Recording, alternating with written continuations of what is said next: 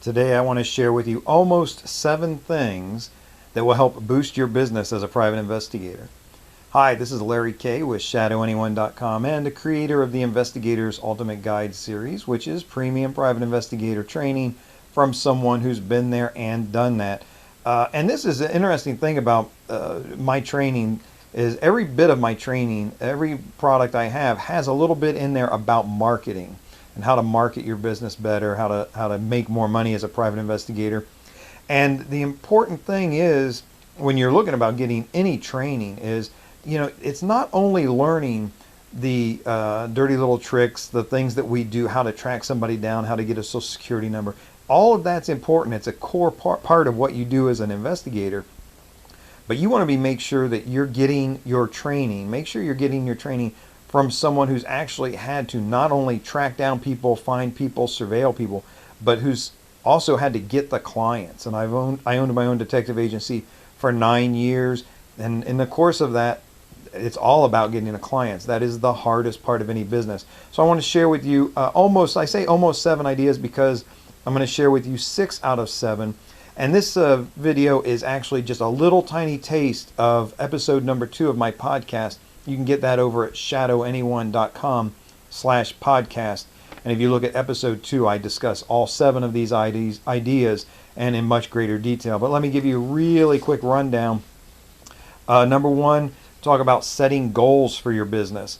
And this is the type of thing that drives me up the wall when people say it, because I've never found a good way to do it, or, does this really matter? I know I'm supposed to set goals. But the key thing is, when you set a goal, find for your business, think about where you want it to be, where you want it to end. What's the end goal that you want? Do you want to build the business so you can sell it? Or do you just want to run it until you get hired on by a corporate company? Do you want to just run it until you retire? Some people don't think any further ahead. We get bogged down in the day-to-day of the business, and we find ourselves 5, 10, 15 years into it, realize we never had an end game. So whatever your business is, the goals that you set, start with the end in mind and build your business that way. Number 2, optimizing your website. This is an easy thing for me to say, but in a podcast I give you a few specific examples. But have a website. There's an argument nowadays that you don't necessarily need a website with the social media that's out there, but you need a website for a private detective business. And have it be a good site. Make sure that it has a few different pages, several different pages, an about you, a home page, and hopefully some resources for people, including maybe even a blog that you update on a regular basis. Number 3, this is probably the most single overlooked thing that private investigators miss out on for building their business, and that's press releases. First thing I'm going to say about press releases is a huge warning to you. Do not hire some of these fly-by-night press release companies who say, we'll put out your press release, $100, we'll send it out to 10,000 media outlets. All they do is they kind of cobble together a sort of press release that sounds like every other press release that you're going to think sounds good because it's all about you and nobody cares about you. But they're going to write a nice little thing about you that sounds good to you, and then they're going to spam it out by email to 10,000 different media outlets who do not care about them or you or whatever kind of spammy email that got sent out. However, it is possible, and I'm not going to begin to try to teach it here. Learn how to make a good press release. You can write one yourself. It really isn't that difficult. And then send it to the media outlets that are most important, that really make a difference, who would be interested in it. Don't send your press release out to some column guy in a sports magazine, unless your thing has specifically to do with sports. They don't care. Yeah, you send a press release to that media, that magazine, but they don't care at all. Send it only to the places that would care about what you're putting a press release out about. Make sure there's something in it for them, a valuable something for their news story, so that they'll want to use it.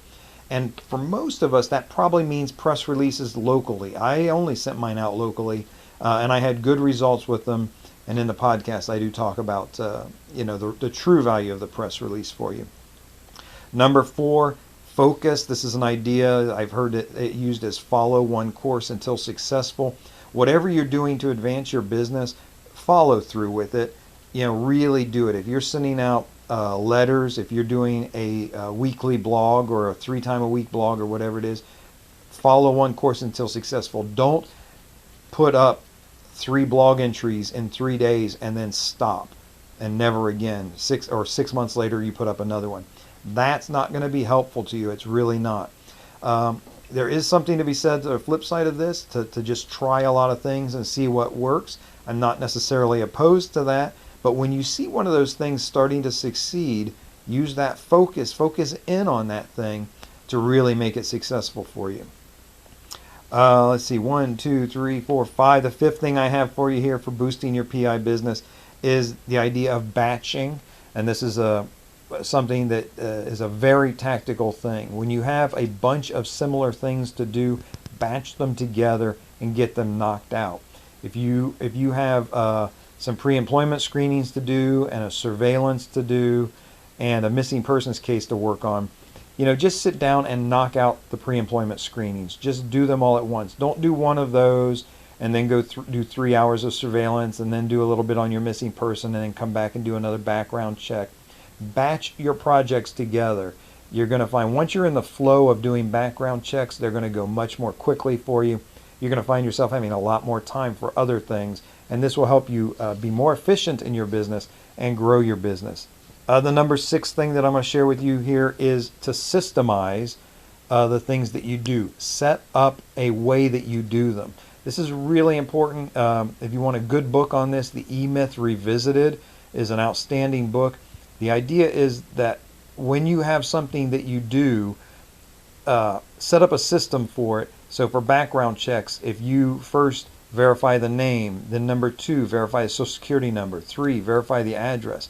And under each one of those things, list the sources that you use. And it can almost be a check sheet, a worksheet that you can use. So when you get a new background check, you don't have to start from scratch every time, especially if it's a standard background check that you're doing for a company. They want the same thing every time. You pull out your check sheet, your systemized sheet, and you begin. Verify name with 2 sources, here and here. Check, check. Verify social security number, use this source, or this source. Boom, boom, got 2 of those, and go on down through your list. This is going to make you work much better. It's going to give you more consistent results with your clients. Clients like that. They like to get the same thing over and over again. They don't want to have to read a 3-page narrative report on every background check. They just want an easy to read, easy to look at thing that's formatted the same way every time. And following a system allows you to do that. Plus, it allows you to bring in other people to do your work for you when the time comes. So when you come to hire another investigator, you can hand them this worksheet and say, this is what you do. You show them once, but all they have to do is follow the instructions on the sheet, and they're going to create a background check that looks exactly like the ones you're doing, that's the same quality, that you can provide to your client. And your client is not going to see a drop in quality when you step out of the loop and put somebody in there doing it. Very important to systemize things. The 7th tip I'm not going to give you here. That's only in the podcast, but it is probably the biggest and most important one, the one that has made the most difference for me, despite all of the failings that I've had, all the things that when I have failed to focus on things, when I have failed to systemize things, when I have failed to batch things. Still, following my tip number 7 has really progressed me forward over the years. I invite you to go over to shadowanyone.com/podcast, look at episode number 2, take a listen, and get a lot more detail about these things that are going to help you grow your business. This is Larry Kaye with shadowanyone.com. Remember, do the right thing, even if it's the hard thing.